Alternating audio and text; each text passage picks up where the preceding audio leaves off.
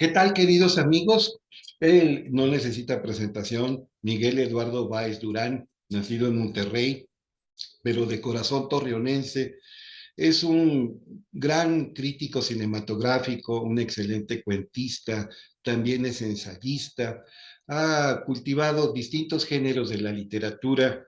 Siendo abogado, obtiene la oportunidad de hacer una maestría en la Universidad de Calgary en literatura, en letras hispánicas. Siempre fue un buen estudiante. Y pues me estoy dando cuenta de lo viejo que estoy, porque yo conocí a este caballero chavorruco, lo conocí como un niño, estaba en primero de secundaria, ya ni quiero contar los años porque son muchos.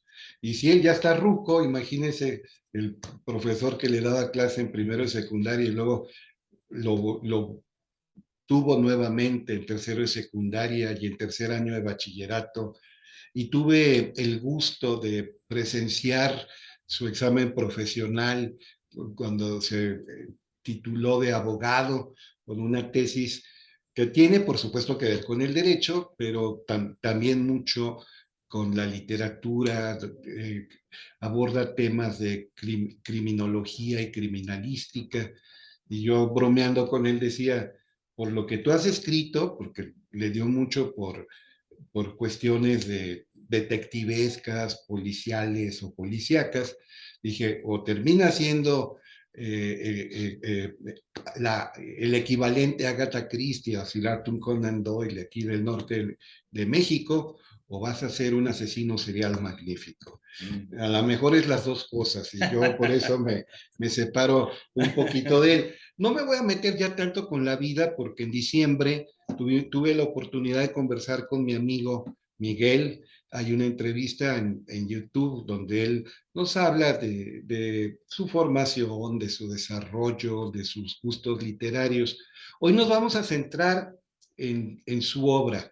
Y aunque tiene centenares de textos en revistas y en periódicos, y tiene su bitácora o blog, donde ustedes los pueden leer, otros no mal leen, Otros más no leen. punto blogspot, .blogspot.com. Así punto, es. punto, Otros más no leen es un anagrama, pero sí, sí, sí. Un anagrama, pues es, por nadie. ejemplo, Diana y Nadia, cambian las letras. Por Ajá. ahí hay cierto pseudo periodista que va a las mañaneras y le dicen Lord Molecula. Se puede jugar con el nombre de Lord Molecula, no sé, No, quién sabe cómo, ¿verdad? no sé cómo, pero ese es un anagrama. Mm. Pero ya hay que ser serios, Miguel, tú siempre generando el desorden desde el 86 en que te conocí, en 87. 87 que te conocí en la escuela secundaria Carlos Pereira, siempre generando desorden. No, hombre, era peinadito con limón, camisita almidonada, zapatito de charol, siempre tenía una estrellita en la frente, era súper aplicado, era el nerd del salón, pero se ganó el cariño de todos porque era un nerd, buena onda. Y les digo, tiene montones de textos, pero ya en el libro, propiamente el libro, pues tiene, aparte de una obra colectiva donde sale junto a grandes cuentos, él publica un cuento en este libro que se llama Enseñanza Superior. Fíjense, viene junto a Saúl Rosales, a Maga Madero, a Vicente Alfonso, a Jaime Muñoz, a Angélica López Gándara y a José Luis Herrera Arce, que José Luis fue mi maestro en la universidad, José Luis Herrera Arce, y yo recuerdo que con él leí El origen de la tragedia de Nietzsche, y se daba una discusión a todo dar cuando él fue el profesor en la Universidad Autónoma del Noreste para un grupo donde yo estuve como alumno.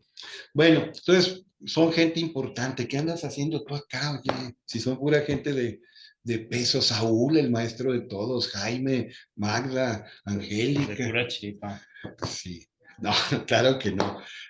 Siempre tuvieron el buen tino, lo mismo Saúl Rosales que Jaime Muñoz, de saber quién de los talleristas que asistían con regularidad a los grupos coordinados por ellos, pues tenían verdadero talento, no solamente un interés superficial y una habilidad mediana, sino es que mediocre, sino verdadero talento. Y tanto Saúl Rosales, que es el maestro de la última generación de escritores de la comarca lagunera, y como Jaime Muñoz, que es el sucesor de Saúl Rosales, eh, eh, eh, discípulo aventajadísimo de Saúl Rosales, de las querencias del gran maestro y de las querencias de muchos lectores, entre los cuales me incluyo, pues siempre han ponderado, han reconocido la capacidad literaria de este señor ya canoso y con arrugas, con barba. Yo conocí como un chiquillo en 1987, recién llegado de Monterrey. Ya tenía 2 años aquí. Sí. Sí. Ah, ya tenía 2 años, pero recién llegado a la Pereira, mejor Sí, dicho. sí, recién llegado a la Pereira. Eso sí, muy cierto. Y en aquella época le dio por el arte y tocaba el piano y yo iba a los recitales que llegó a dar, bueno, a las funciones compartidas que en las academias donde él terminaba una temporada de cursos y siempre había una exhibición y con mucho gusto yo iba a escuchar a mi amigo, de veras muy querido, Miguel Eduardo Báez Durán. Bien, pues vamos a hablar de los libros ya propiamente, que nada más dice Miguel Eduardo Báez Durán. Miguel Báez Durán, ya le quitaste el Eduardo. Claro, Sí, desde siempre. Miguel Báez. Y aquí ya nada más aparece Miguel Báez. Bien, el primero es de crítica cinematográfica, es una Sí. aproximación al séptimo arte. Uh-huh. Tú habías publicado en una plaquette un trabajo sobre 3 cineastas, Sí. y luego ya que surge la posibilidad de hacer una obra más extensa y también más intensa, le agregas 10 más y son 13. Uh-huh. Oye, número de mala suerte según la gente supersticiosa. Sí. Pero a partir de ahí fuiste reconocido como un crítico cinematográfico. A mi pesar. A tu pesar, no, pues ¿por qué a tu pesar? Lo que había iniciado Max Rivera, Ángel Reina, y luego siguió una oleada de gratísima memoria, el recientemente fallecido Héctor Becerra, Luis Solares. Llega aquel chiquillo de Monterrey que ya tenía 2 años en Torreón cuando llegó a la Pereira, llega y publica este libro. Este libro y dice, estudió Derecho en la Universidad Iberoamericana, nació en 1975, Uh-huh. en fin, y que colaboró en la revista Brecha, en la revista Estepa del Nazas, del Teatro Isauro Martínez, taller de mi amigo, nuestro maestro Saúl Rosales. A ver, chistes que nos presentes a tus hijitos, y estos son 3 hijitos encuadernados, 3 hijitos impresos, 3 hijitos con miles y miles de palabras, con tinta. Háblanos de este libro, ¿no, Miguel? Por favor. A ver. Soy un padre muy desnaturalizado, porque Sí. ya casi no me acuerdo de ellos. No, bueno, ya en serio, este libro surgió gracias a las colaboraciones que hacía en la revista Brecha, en el suplemento cultural, La Tolvanera, cuando Jaime era el editor. Yo conocí a Jaime en la Ibero y él inmediatamente se dio cuenta de que a mí me gustaba mucho el cine y que también era imposible mantener un ritmo de estar entregando un cuento cada 15 días que se publicaba en la revista. Entonces me sugirió que por favor de alguna manera encontrara otra vertiente y esa vertiente fue el cine. Empecé con colaboraciones muy pequeñas, después se convirtió en una columna que duró más o menos 2 años. Esto fue antes de que yo me fuera a Canadá. Uh-huh. Más o menos estas reseñas se escribieron entre el 96 y el 98.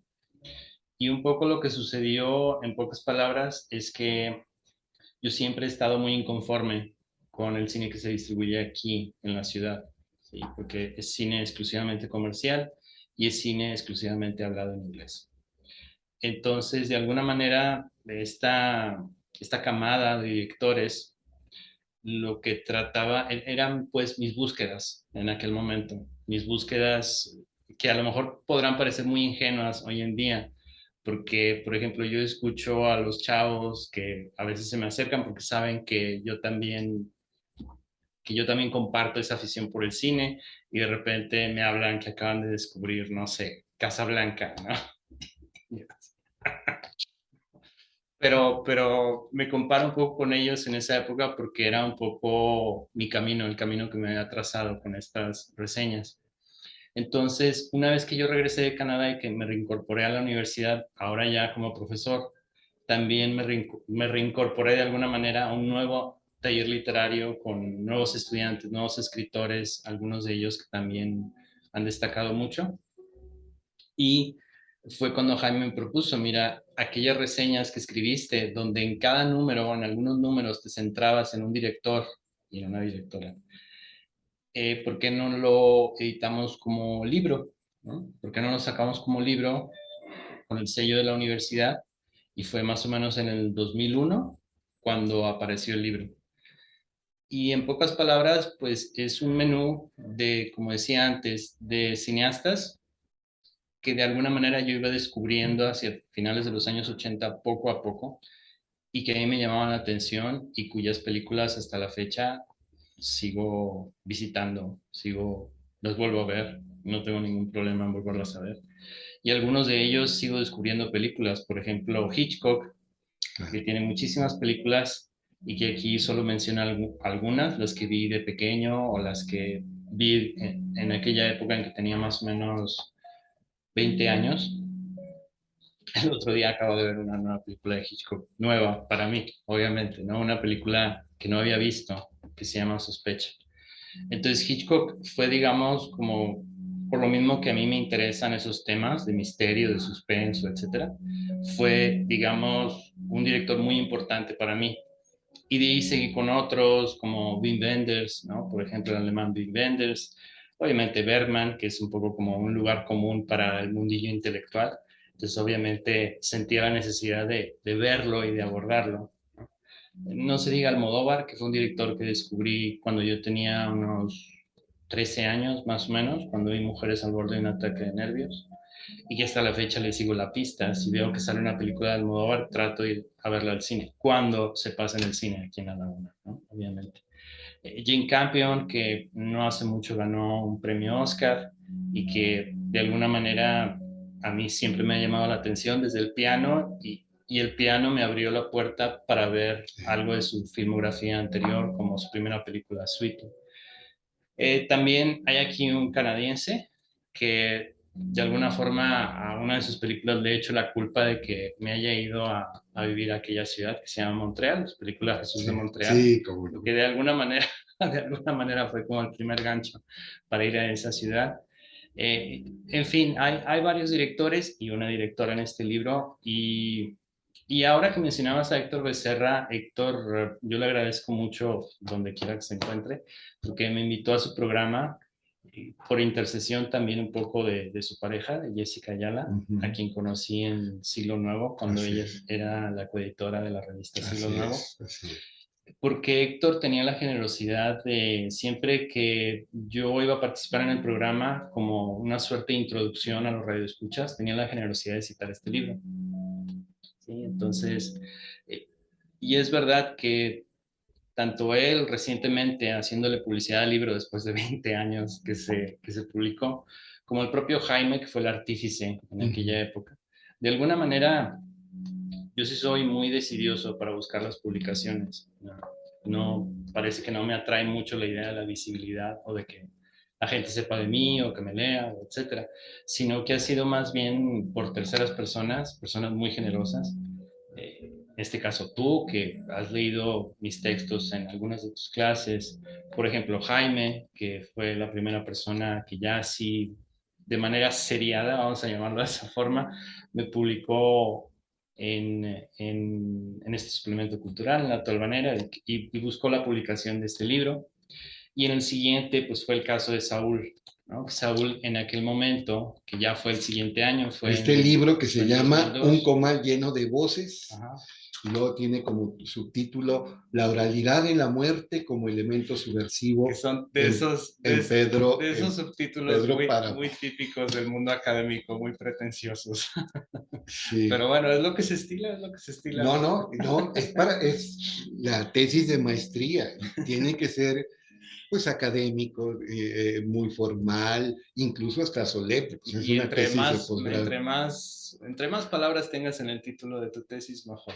Oye, me estoy riendo porque me ha pasado como unas 15 veces Mm. que abro un libro Ajá. y viene una dedicatoria muy Ah, efusiva caray. a alguien Ah, caray. del autor, Ajá. y de repente me encuentro ese libro Sí, ahí donde venden libros usados. eso suele pasar. Eso suele pasar. Sí, sí. Y aquí alguien donó, no fuiste tú entonces, Uy, qué gacho. alguien donó este libro aquí a la biblioteca. Hay varios ejemplares en la biblioteca de la Alameda y en las otras 16 Bueno, bibliotecas al de final de libre la acceso. sesión me enseñas No, la no te voy a dedicatoria. decir porque te vas a enojar. No, no me voy a enojar. Está muy efusivo, muy cariñoso No, no, no, está bien, el está bien. saludo, y resulta que este De señor... hecho, no culpo a esta persona porque es una tesis de maestría, no es así No, como para no, nada. Ya, divertirnos. ya hablando en serio, malo que lo hubiera vendido como cierto compañero escritor que tiene obra publicada y traducida, que de repente pedía libros regalados y los vendía en montones Mm, para comprarse cervezas en alguna cantina. Bueno, tú no bueno, sabes qué es bueno. eso de cerveza y No, menos no, no, sabes lo que jamás. es cantina. En fin, No, este el es mundillo más, literario de la laguna. yo de mal pensado, este caballero, lo que pasa es que le gustó tanto tu libro que Claro. quiso que la comunidad Sí, lagunera sí, lo sí. leyera, y lo está en magníficas condiciones. Pero lo he visto también con otros también muy buenos escritores como tú. Bueno, Ujú. entonces Juan Rulfo, que aunque escribió El Gallo de Oro, que era más bien para adaptarse a la cinematografía, pues solamente tiene dos obras narrativas: la colección de Sí. cuentos El Llano en Llamas y la novela extraordinaria, compleja, que permite tantos abordajes y múltiples interpretaciones, Ujú, Pedro Páramo. ujú, Pero nada más esas dos obras bastan para darle un lugar permanente en la historia de la literatura mexicana y latinoamericana. ujú. Juan Rulfo.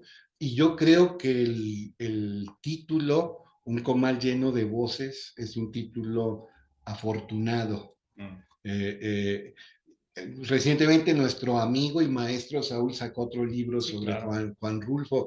Son veneros inagotables, son manantiales que no se pueden acabar. Juan Rulfo así es, y nada más con dos libros estrictamente literarios que publicó en su larga vida, Juan Rulfo. Y de veras está muy bien escrito, no estoy quedando bien con él, está excelentemente escrito, por algo es una tesis de maestría en la Universidad de Calgary. Sí, y Entonces, por lo menos allá corrió con suerte, porque y bueno, aquí también. además de que logré la titulación, sí hubo un par de comentarios muy elogiosos de mis sinodales, de las personas que obviamente tuvieron que leer la tesis y tuvieron que escribir Uh un -huh, reporte uh -huh. sobre la tesis y fueron muy elogiosos en su momento. Sí, Para mí sí Rulfo fue una especie de asidero en esta primera experiencia viviendo lejos de mi país, lejos de esta región, lejos también de mis padres por primera vez. sí. Entonces, de alguna manera, la lectura de Rulfo evocaba aspectos de mi propia cultura, porque obviamente hay aspectos con los que no me siento tan cercano, pero otros con los que me siento muy cercano. Y digamos que esos aspectos que siento cercanos a mí, de alguna manera, volvían a la vida gracias a la experiencia de leer a Rulfo. Entonces, en aquel momento llegué muy desestabilizado a la maestría. Te digo, fue una experiencia de ahora sí de tratar de cortar el cordón umbilical. y fue hasta cierto punto traumática. Entonces, la lectura de Rulfo y especialmente la lectura en un curso sobre oralidad en la literatura latinoamericana con un profesor que era de España, que se llama Tony Jiménez Mico. Gracias a esa experiencia logré escribir, digamos, el primer ensayo que después iba a dar pie a otro ensayo más para después dar pie al libro entero, ¿no? Que es esta tesis. Y ya una vez que regresé y que traía el libro, en algún momento se lo comenté a Saúl Rosales, y corrí con la suerte de que él se encontraba encargado de este proyecto editorial de, de la Dirección Municipal de Cultura, como se llamaba en aquella época. Estoy hablando de hace 20 años. Y de alguna manera, pues él vio potencial en este libro, le pareció que podía publicarse, que podía interesar a algunas personas y finalmente, bueno, se publicó, ¿no? Y como siempre acertó. Por algo es el maestro de maestros, don Saúl Rosales Carrillo. Ya te lo había preguntado, pero te lo tengo que preguntar en público. De los cuentos de Juan Rulfo, ¿cuáles son para ti los mejores? Que a ti te gustan más, así hablando de simplemente de gusto. Mira, es bien extraño es decir, una suerte de hechos tanto lamentables como felices hayan ocurrido en las últimas semanas. Antes hablaba, por ejemplo, de Héctor con este libro, que siempre o frecuentemente lo mencionaba en el programa de radio. Y es bien extraño cómo uno regresa a sus creencias en un momento pues que te puedes estabilizar, ¿no? Y en este caso, en el caso de la obra de Rulfo, de alguna manera pasaron los años y como sucede con todo, es decir, vas pasando de un autor a otro, de una autora a otra, de una obra a otra, y de alguna manera te vas enamorando de esos textos y a lo mejor te vas obsesionando con ciertos autores durante ciertas épocas, ¿no? Y cuando yo regresé de Calgary sí estaba muy obsesionado todavía con Rulfo. Y en algún momento me empecé a interesar en otros autores, autores más contemporáneos, en otro tipo de lecturas, etcétera. Y de alguna manera, no es que lo haya olvidado, pero de alguna manera siento que lo descuidé. Y recientemente, porque estoy complementando mis ingresos en una plataforma educativa donde se enseña, más que nada enseño español como segunda lengua, pero de repente apareció una persona de Brasil, una chica de Brasil que está interesada precisamente en la obra de Rulfo y la hemos estado comentando en los últimos 2 meses, más o menos. Todavía no entramos a Pedro Páramo, estamos, de hecho, todas estas clases que hemos tenido, como unas, no sé, 6, 7 clases, hemos hablado del Llano en Llamas. Y ha sido de alguna manera, como te decía, volver a esa creencia. Y ahora que me haces esa pregunta, sí lo tengo muy claro. Es decir, ¿cuáles son los cuentos que para mí son formativos o hasta cierto punto esenciales en la lectura y que podría volver a leer? Pues la gran mayoría, la gran mayoría del libro, pero definitivamente diles que no me maten, o es que somos muy pobres, Claro. o por ejemplo Macario, Macario. Que Macario, un con servidor, ese narrador sí, extraordinario, ¿no? Que está ahí. un servidor que dio clase 38 años. En esos 38 años siempre leí en voz alta a los grupos que tuve suerte ser su docente, siempre les leía en voz alta a Macario, se presta mucho Macario. Y me acuerdo que Carlos Castañón evocaba que se acordaba mucho de cuando yo había leído en clase en voz alta Macario, que significa bienaventurado, dichoso, es la antroponimia, el significado etimológico del nombre, un jovencito oligofrénico, es decir, con lo que antes se llamaba retraso mental, y que platica de cómo es su relación con su madrina, platica de Felipa, platica de los animales que se come y que siempre tiene hambre y que tiene que matar las ranas para que no despierten a la madrina. el abuso que sufre laboralmente de la madrina y también un abuso sexual por parte de Felipa y cómo por tener una discapacidad intelectual la gente del pueblo pues lo agrede con Sí. frecuencia. Entonces es un maravilloso cuento. Con Rulfo no hay pierde, todos, todos, Sí, todos. sin embargo, hay uno que redescubrí que por alguna razón no hay mucha obra al respecto, porque es un cuento, digamos, no es que no exista el humor en la literatura de Rulfo, sí existe, y de hecho hay un artículo de hace algunos años por ahí de Felipe Garrido que aborda precisamente esa parte de la obra de Rulfo, incluso en cuentos que no nos parecerían así como humorísticos, hay Sí. ciertos rasgos de humorismo, ¿no? Por ejemplo, Lubina, pero Anacleto Morones. bueno, a eso iba Anacleto Morones. Y yo creo que ahora que estoy releyendo todos estos cuentos, digamos que Anacleto Morones, recordé que era un cuento que en su momento cuando lo leí por primera vez me ha gustado mucho, porque de alguna manera no estoy comparando ni mucho menos, pero es el tipo de literatura al que aspiro escribir algún día.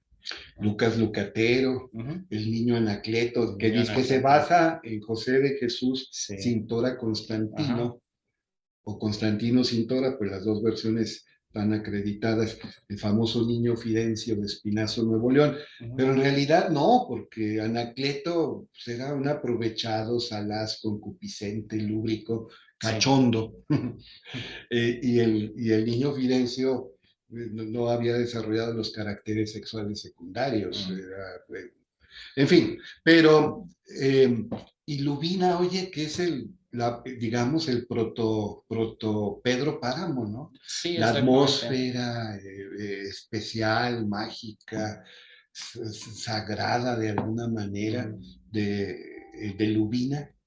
Sí, algo que nos ha servido mucho a Yamil, que se llama mi alumna, Yamil Díaz, y a mí en nuestras lecturas es precisamente también, que esto es algo que se le hacía mucho énfasis en algunos de los ensayos que leí sobre la obra de Rulfo, precisamente para llevar a cabo mi investigación para este libro, para esta tesis. Es el aspecto auditivo y lo que podemos encontrar gracias a la tecnología y al YouTube, que podemos repelar mucho de la tecnología y todo eso, pero también nos acerca mucha información que a lo mejor antes no teníamos tan a la mano. Es, por ejemplo, las lecturas que hace el propio Rulfo de sus Sí, cuentos, y especialmente la de Lubina, ¿no? Con ese tono así como Lubina, ¿no? sí, Federico Sáenz platica que en alguna ocasión Juan Rulfo acudió a Monterrey, invitado por el Tecnológico de Monterrey, y que Federico Sáenz leyó y otros alumnos aventajados leyeron fragmentos de la obra de Juan Rulfo y estuvo interactuando con el profesorado y el estudiantado de aquella afamada institución y que era muy bromista y que los regios, por ejemplo, se sienten orgullosos de sus empresas cerveceras. Y así como cierto personaje que ahí en Lubina quiere tomar cerveza aunque esté al tiempo y que Ujú. parecen Sí, sí. meados de burro, en determinado momento Juan Rulfo dice, ¿cómo se me antoja una coronita? Mm. Que la coronita es la gran rival de la Carta Blanca, Ah. la compañía modelo frente a la compañía Cuauhtémoc Moctezuma, pues era un insulto en Monterrey decir que quería tomar una cerveza Corona. Eh, pero bueno, entonces este señor, Juan Rulfo, ciertamente es un autor genial, solo 2 libros estrictamente literarios, más allá del Gallo de Oro, que fue más bien una producción para el cine. ¿Y quién participó en el guión del Gallo de Oro? Ay, sí, no me acuerdo. Pues Tú dinos. no, usted sabe, 2 escritores muy famosos, Ay, pues seguramente García Márquez García y Fuentes. Márquez y Carlos Fuentes. Sí, sí, sí. O sea, imagínense, imagínense. Bueno, y luego llega esto cuyo título no es ningún error, ¿Quién sabe? Miel de Maple, Los puristas dirán, no puede ser miel de maple. Primero porque la miel, la única miel es la miel producida por las abejas. Todos los demás son jarabes. Los líquidos azucarados son jarabes. Así que no hay miel de maple. Y el árbol no se llama maple, se llama arce. Así que el término correcto, según los puristas, algunos bastante pedantes, es jarabe de arce. Sí, es una adulteración, Y, como la que venden, ujú, digamos, en los supermercados y ujú. que le ponen precisamente ese nombre, miel de maple, y que no es el jarabe de arce que se produce en el norte de Estados Unidos o en el sur de Canadá, como en Quebec, o en otra región, en Ontario también, ¿no? Entonces, digamos que está hecho con toda intención porque hay un personaje de una maestra que se siente muy decepcionada con la vida y que decide tomarse pastillas y se las pasa tomando ese producto que venden en los supermercados. Entonces, por eso es el título del cuento y el título también del libro. No, y obviamente tiene un guiño de ojo en homenaje a Canadá, donde hizo su maestría, pues, la bandera del maple, ¿no? También Sí, sí, hace pensar de de la inmediato hoja en de Canadá, arce. la Ajá. hoja de arce, que le decimos hoja de maple, eh, eh, eh, Sí. hace pensar inmediatamente en Canadá. Esta es una obra Que hoy están de narrativa. luto, hoy Uh-huh. están de luto. Mientras estas son ensayísticas, es literatura didáctica, esta es una obra totalmente narrativa. Ujú. ¿Nos puedes hablar un poquito de esta obra?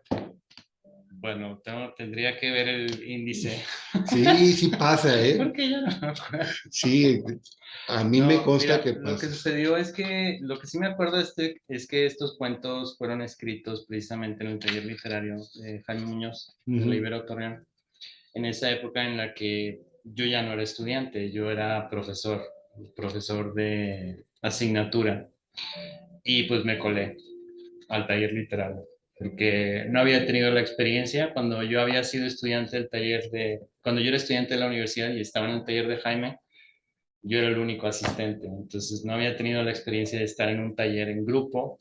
Tuve un poco esa experiencia en el taller de Saúl, pero fue muy corta, estuve unos cuantos meses y después me fui a Calgary. Entonces, todos estos cuentos fueron tallereados ahí entre el 2000 y el 2002. El primero se escribió, sí, yo creo como, que será en septiembre, octubre del 2000 y el último como en marzo de 2002. Y algunos de estos cuentos, bueno, aparecieron antes en algunas publicaciones aquí locales como Acequias, Estepanazas. Y en realidad fue, porque alguien podría pensar, ay, este es de Canadá y quiso escribir un poco como un libro oportunista, ¿no? De estos de personas que se van a otro país, regresan y dicen, ay, voy a escribir sobre este país para impresionar aquí a Eh, todos los, y que como llegan con dice el una persona acento de... cercana a mí, a todos los Mexican Curious. Sí, sí, sí, sí.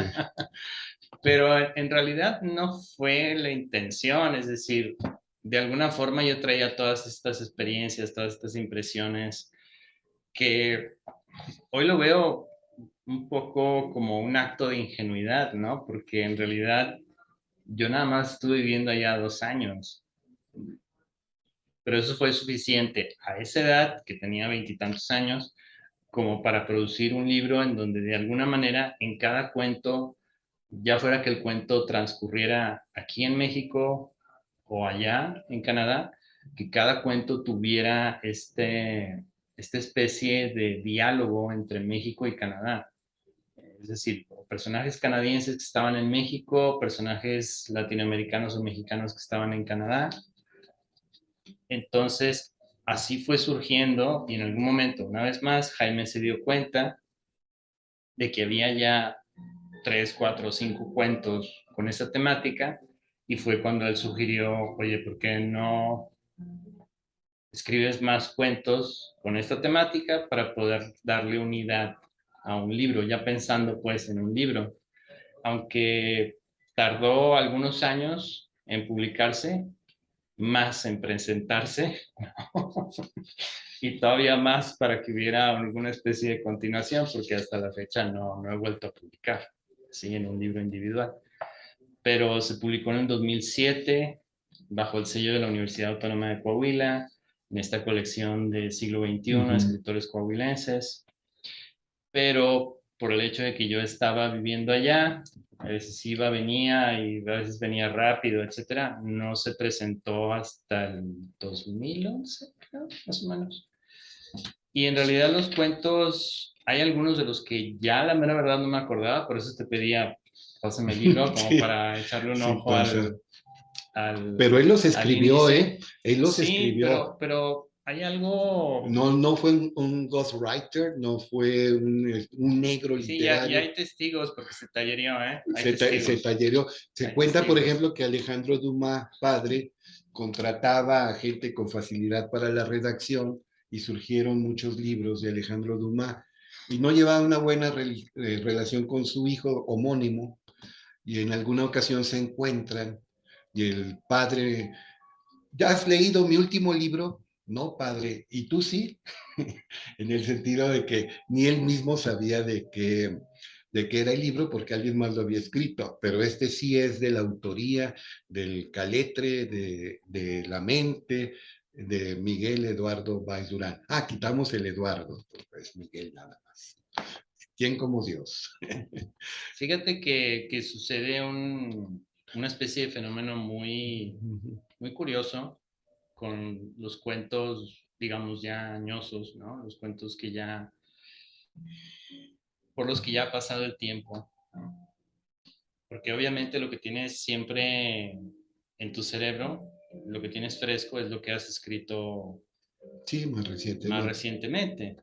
Y digamos que eso es con lo que te estás peleando, eso es con lo que batallas cuando haces las correcciones. Y obviamente este libro ya una vez que se publicó ya no he vuelto a esos cuentos, ¿no? Y esto fue en 2007. Y fue muy curiosa la publicación porque yo ni enterado. En ese caso fue una vez más Jaime, porque digamos que el libro está dedicado a Jaime, obviamente, porque se Sí, sí, tallerió sí.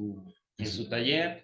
Hay únicamente un cuento que le dedicó a una amiga, que de hecho es de los cuentos que más les gusta a las personas más conservadoras, ¿sí? Porque digamos que este libro, y esta fue alguna impresión que alguien me comentó, creo recordar que fue Saúl Rosales, que estos cuentos tenían una cierta furia, una cierta ira, ¿sí? Y tiene razón, porque corresponden también a la edad de un escritor joven, ¿sí? Porque yo tenía veintitantos años y sí, estaba muy enojado, estaba muy enojado en aquella época. Pero digamos que ese cuento de Objeto Perdido es el cuento más amable y por eso se lo dediqué a María Vázquez, que fue una persona que me tendió mucho la mano en ese momento en que yo estaba en Calgary durante esos 2 años de la maestría. Pero de los que más recuerdo, un poco también por la reacción, a veces un poco exagerada, son los cuentos que tienen más que ver con, quizás con lo erótico o incluso con lo erótico con la religión. Por ejemplo, el que le da título al libro, ¿no? Recuerdo a la señorita Martina, que era una profesora que queda embelesada ante este chico de Canadá, ¿no? Que va a dar clases de inglés en su colegio. Está también en blanco y rojo, que es un cuento del cual no recordaba mucho hasta que hace poco fui al café literario y una de las señoras que asiste al café literario Los martes los en el Teatro martes a las Martínez. 10:30 Ujú. me recordó que lo habían leído ahí en alguna ocasión. Y creo que fue Gerardo Segura quien coordinó en aquella ocasión. Pero me recordó algunos aspectos del cuento que ya había olvidado, porque en realidad es una familia que vive, es un padre que está muy dedicado al mundo académico, es un profesor muy connotado, tiene una esposa que es también, en este caso ella es maestra de español como segunda lengua, y tienen también una hija. Y en realidad lo que yo quise hacer ahí fue jugar un poco con los narradores y despojarlo a él de la voz y digamos dar la primera persona a la madre y a la hija y que a él únicamente le correspondiera un narrador en tercera persona. Yo creo que sin ya ser muy así específico con los cuentos, lo que a mí me gustó de esta experiencia y que todavía disfruto de la narrativa en general, no es únicamente el hecho de contar historias, porque si me gusta el cine, si me gusta la literatura, es porque me gusta que me cuenten historias y de vez en cuando contarlas yo, ¿no? Pero lo que me gusta de alguna manera es desprenderme de mí mismo y experimentar con las voces de otras personas o de otros personajes. No sé qué tan auténtico sea, porque podría ser acusado como que me estoy apropiando o que los personajes no parecen reales o que están muy caricaturizados, o que la situación es inverosímil, cualquiera de estas críticas que se puede hacer. Y eso está bien, porque es parte de la recepción, ¿no? Y tú como autor no controlas la recepción en ningún momento, ¿sí? Y qué bueno que se den todos esos comentarios, o sea, es también parte de la retroalimentación que uno espera hasta cierto punto. Pero en realidad yo sí, y tú me conoces muy bien, yo soy bastante introvertido, algo ensimismado, siempre estoy volcado hacia el interior y de Bueno, alguna tiene un manera, dejo misantrópico. Para que sí, se den una idea, en esta época en que el WhatsApp se ha vuelto omnipresente, él prefiere morir y de la manera más dolorosa antes de crear una cuenta en WhatsApp. No lo encuentran tampoco en Facebook. Y cuando yo me comunico con él, que sé que está ocupado, pues tengo que usar ¿cómo se llama? los mensajes de texto. Los mensajes de texto más primitivos de un teléfono celular, no el Messenger, que ese también, pero no, lo más primitivo, a veces hasta con señales de humo. Él es refractario a las redes sociales y yo lo entiendo porque yo sé que pueden unir. Estuve en Twitter 10 años, pero Sí. ya me Es salí. que las redes sociales pueden unir, pero también te atrapan, te apresan, te Sí. vuelven prisionero Ujú. y te quitan mucho tiempo. Claro. Yo tengo ahorita redes sociales, pero las voy a suprimir tan pronto pueda, ahorita nada más por el cierto empleo que tengo. Estoy en redes sociales, pero van a ver que me salgo pronto. Perdón por hablar de mí, pero es que él es refractario al uso de esas redes virtuales, de la internet. Pero volviendo un poco a esto, lo que a mí verdaderamente me seduce de la narrativa, al momento, a ese momento, no sé si llamarlo estado de gracia, porque también es parte del vocabulario religioso, ¿no? Del léxico Sí. religioso, pero es lo más cercano a cómo lo puedo describir, ¿sí? Porque de alguna manera te abstraes y todo lo que está a tu alrededor, un poco como el cuento este de Cortázar, de Continuidad de los Parques, Uh-huh. que todo a tu alrededor se va desgajando y va desapareciendo. Y lo único importante es lo que está frente a la pantalla y lo que estás escribiendo. Entonces, de alguna forma, esa manera de abstraerme es a través de este saqueo de voces, ¿sí? Tú mencionabas antes que en alguna de tus clases leías ese cuento que nunca fue recogido en ningún libro individual, ¿no? Que se llama Señora Distinguida del Primer Sí, Mundo. Y digamos que ese fue uno de mis primeros intentos de falsear la voz o de buscar una voz narradora de mujer y ver si yo era capaz de alguna manera de encarnar o darle vida a este personaje a través de su voz. Y es lo que trato de hacer en algunos de estos cuentos también, ¿no? En el que te mencionan Blanco y Rojo.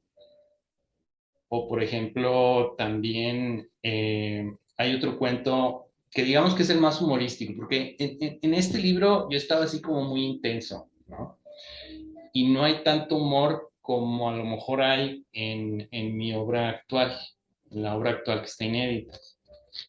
Pero por lo menos el último cuento que se llama Anclados al Polvo, sí fue un cuento que hice con toda la intención de que fuera humorístico, pero al mismo tiempo también veo en ese cuento este quizás defecto de la juventud, de querer experimentar con nuevas formas o formas que a mí me parecían nuevas, pero que a lo mejor no lo eran, ¿no? Porque por ejemplo, tú bien sabes, ¿no?, que un cuento como Pierre Menard, autor del Quijote, De Borges. de Borges, es algo que parece un ensayo, ¿no?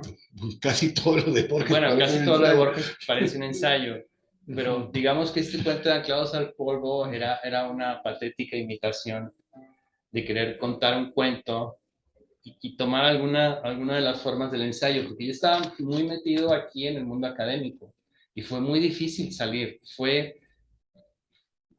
porque el mundo académico te pone una camisa de fuerza Exacto. y de alguna manera tus profesores te van encaminando a, tienes que hacer el doctorado. Y yo estuve a punto de hacer el doctorado. Yo pude haberme ido a la Universidad de Columbia Británica, ya me habían aceptado. Y una vez más, así como la decisión de la que hablaste al principio, de renunciar al tenure, ¿no? De todas maneras, no lo tendría en este momento, porque aquellas personas que no se han jubilado siguen sin jubilarse.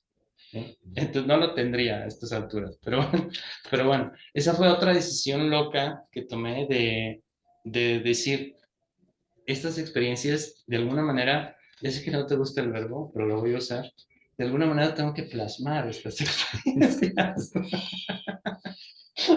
Saber. De alguna manera tengo que vertir todo lo que he vivido, de alguna manera lo tengo que vertir. Estos 2 años que pueden parecer insignificantes, pero que para mí fueron muy intensos, Claro.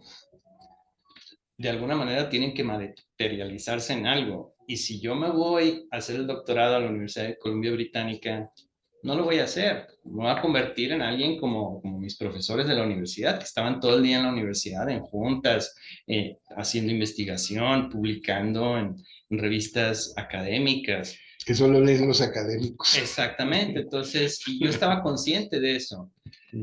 Entonces, tú dijiste antes que yo era ensayista y sí lo fui por este libro y por algunos otros ensayos que están por ahí vagando en mi blog y que de repente se publicaron algunas publicaciones de aquí, de La Laguna.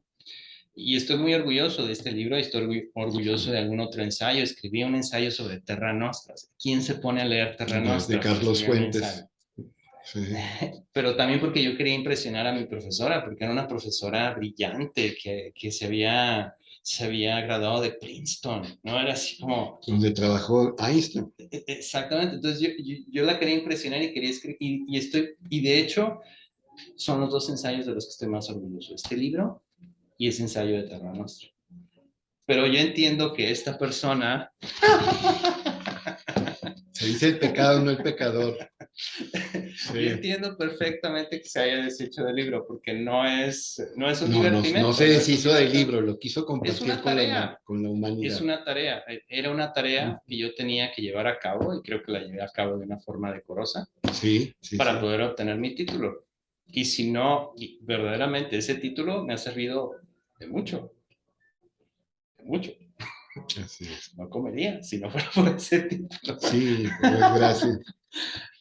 Pero volviendo un poco a la narrativa, sí, para mí lo que me gusta escribir sobre cine, en su momento me gustó escribir ensayos, ya hace mucho que no lo hago. Digamos que lo que escribo en mi blog y los artículos que he publicado recientemente en algún medio impreso como Acequias, ya no pretenden ser ensayos académicos. Podrán tener algún conocimiento académico, podrán tener alguna cita de algún libro, etcétera, pero ya no pretenden ser ese tipo de escrito que de alguna forma, como tú dices, sí tiene una recepción y una audiencia muy limitada, ¿no? Que son los mismos profesores, la misma academia, y de alguna manera, sin querer ofender a nadie, se siente hasta cierta forma una actividad parasitaria.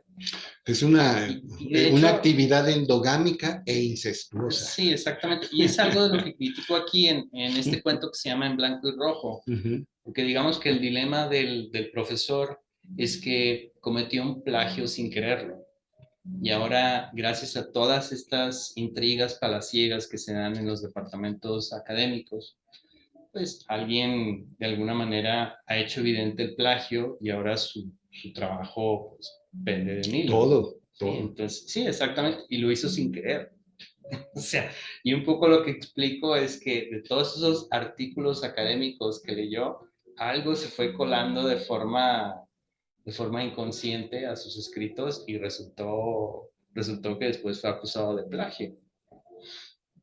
Entonces, era lo que también, ese resabio que yo traía de la academia también está reflejado en Anclados al Polvo, que es, digamos, las aventuras de un canadiense en Torreón, de un canadiense atípico, que no es una persona muy amable, Y ni Polvo muy está educada, la ni nada de influencia de eso. doña Silvia Durán de Báez, que siempre se refirió a Torreón como Terrón Bueno, Coahuila. pero no es la única persona en el No, mundo, polvoso, ¿verdad? el polvoso Torreón.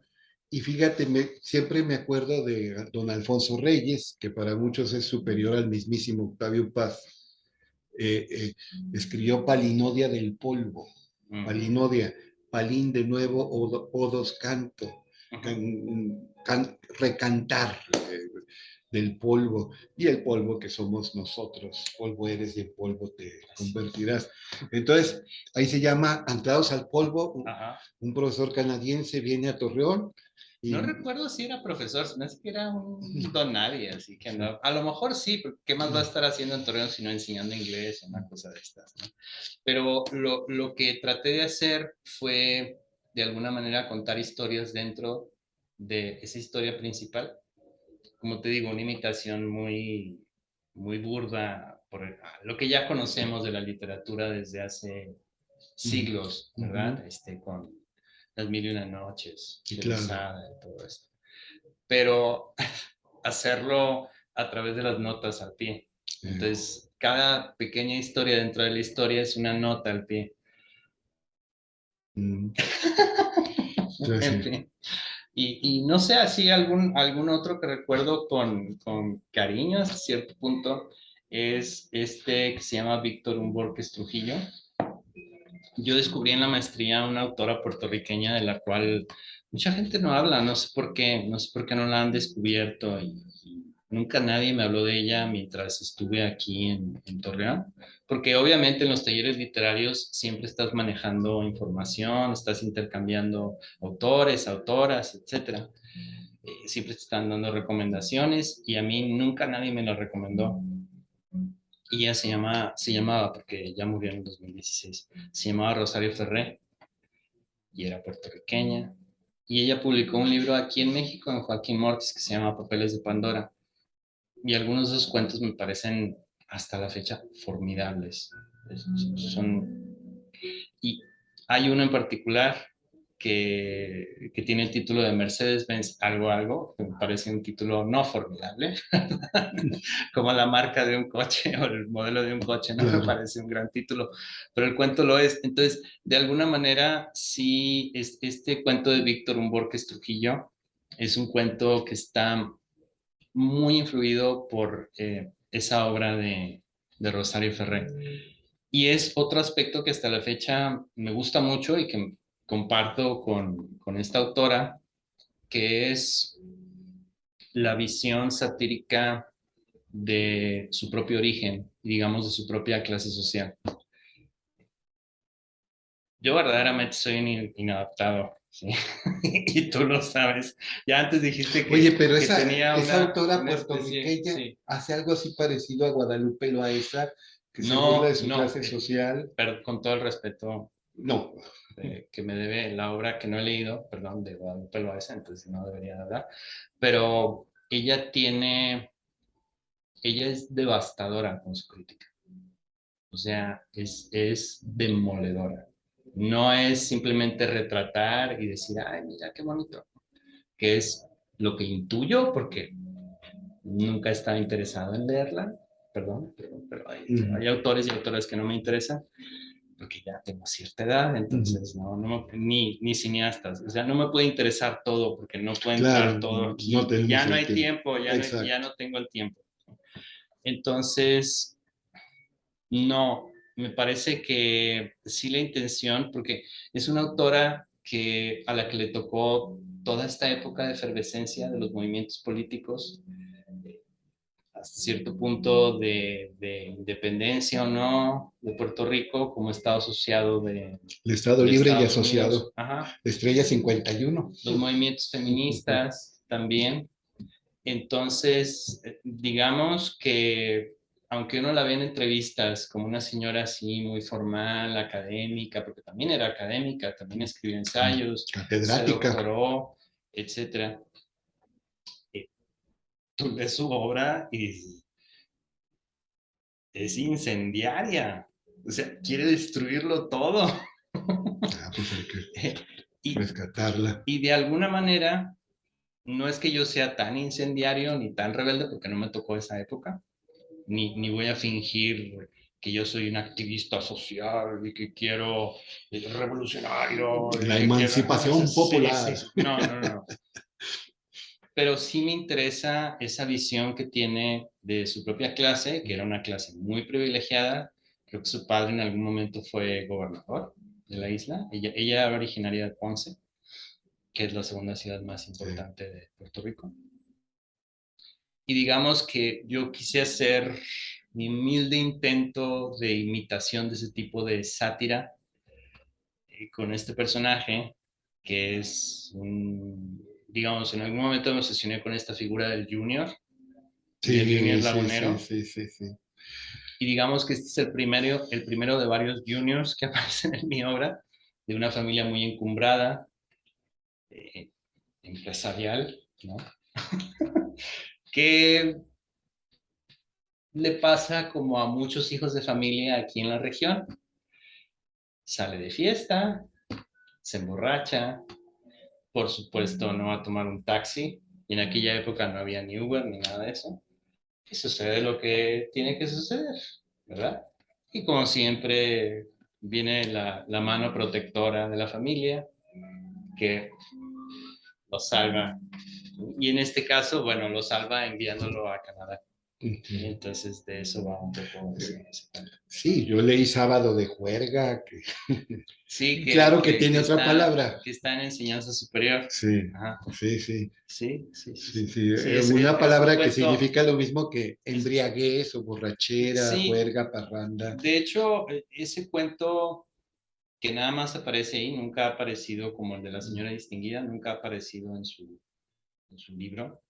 Digamos que fue la primera camada de cuentos que Pero escribí formidable, ¿eh? y que talleré, que fue antes de irme a la Universidad de Calgary. Mm, Ese cuento un poco surge de, vamos a decir, evaluar estos ritos de pasaje del mundo masculino Así aquí en la es, laguna. así es. Y sobre todo el mundo masculino de, digamos, los hombres de cierta clase Ujú, privilegiada, ujú. que en aquella época tenían acceso a un coche que les prestaban sus padres, ¿verdad? Que podían salir, como dices, de juerga un sábado, sobre todo, que hacían el mismo rondín de los mismos lugares que existían en aquella época, como por ejemplo esta discoteca PQ Rock House, Así ¿verdad? es. Que se iban, por ejemplo, al centro a curiosear ahí entre los bares y que a veces podían terminar como este amiguito, ¿no? En un choque, en un accidente o en algunos escarceos amorosos no deseados, Sí, como sucede en así mi es, cuento. así Y es, que de hecho es un cuestionamiento a esos rituales masculinos, ¿no? Porque efectivamente.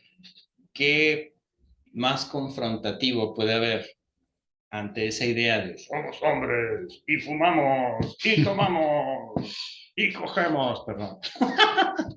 I haven't heard anything. Sí. ¿Qué dijiste? Que lo que le pasa al personaje principal al final, ¿no? Ujú. O sea, Bueno, oye, mi amigo, ya completamos la hora. no, Siempre nos quedamos después de esa bonita palabra. cortos. Sí, es una expresión memorable. Va a aparecer Bueno, en los pero anales. en España no significa nada, así que No, en España es un verbo sí, normal, común y sí, en la corriente. tierra de conejos, que es lo que significa España Exactamente. etimológicamente, no significa nada. Por cierto, los conejos son muy eróticos, ¿verdad? Y reproductivos, Pues eso dicen. eso Eso dicen. dicen. Bueno, oigan, de veras vengan a las 17 bibliotecas de libre acceso. Estamos ahorita en la Biblioteca de la Alameda, pero estos 3 libros sí los encuentran en las bibliotecas. Yo sugiero que empiecen con que son los cuentos, es la obra narrativa, y por supuesto, a los más concentrados y que les gusta lo académico, pero que también tiene algo de mucho de lúdico, pues el vislumbre de cineastas o el comal lleno de voces, la tesis de maestría para la importante Universidad de Calgary que hizo Miguel Báez Durán. Y por supuesto, también lo encuentran, lo he visto en varias bibliotecas porque a mí me toca visitarlas, esta obra colectiva de enseñanza superior, donde está Miguel al lado de Saúl, al lado de Jaime, de Rosario, de Magda Madero, en fin, de Vicente Rodríguez, otro ilustre exalumno de un servidor que hasta en su última obra, Huesos de San Lorenzo, habla de un tal Antonio Álvarez Mesta, como que es mucha casualidad, ¿verdad? Pero bueno, vengan a las bibliotecas a leer autores laguneros. Él nació en Monterrey, pero es lagunero de corazón y ya no lo vamos a dejar ir. Aquí se queda Miguel, así que ya se amoló, pero nosotros salimos ganando con los libros. Y él tiene muchos más libros, tiene novelas que no ha publicado y que yo leí, la versión original, La Marcha Fúnebre, por ejemplo. Siento que me falta publicar novela. Y falta también teatro. Yo siempre le he dicho, haz teatro, escribe teatro, sé dramaturgo también, para que le llegues a más gente. Ojalá algún día me haga caso. Y hablando de la marcha fúnebre, sin querer queriendo, estaba el Alexa tocando a un volumen bajo música de Chopin, y por esa música quizá al rato YouTube no nos deje subir el video porque es muy requisitoso el YouTube No, los derechos de autor. por los derechos de autor. Pero si tenemos buena suerte, sí vamos a poder subir el video. Y si no, pues escuchamos la marcha fúnebre del genial tuberculoso polaco que Aurora Dupont disfrutó tanto. George Sand. Se lo acabó toditito, toditito. Bueno, Miguel, gracias por estar aquí. No es la primera y tampoco va a ser la última vez que Miguel participa en estas charlas informales, a bote pronto, sin guión, sin script, vivas, de personas de carne y hueso y un pedazo de pescuezo, con sangre en las venas y con hormonas en la sangre. Entonces, qué bueno que vino Miguel Báez, véanlo, véanlo. Ya superó a Juan Rulfo, ya tiene 3 libros de literatura, 2 de ensayo, 1 de narrativa, y más lo que se acumule esta semana. Gracias, Miguel. Bueno, gracias a ti, te agradezco mucho la comparación, pero es inmerecida. Pero ¿Quién gracias por la sabe? ¿Quién invitación. sabe? Bueno, nos vemos pronto.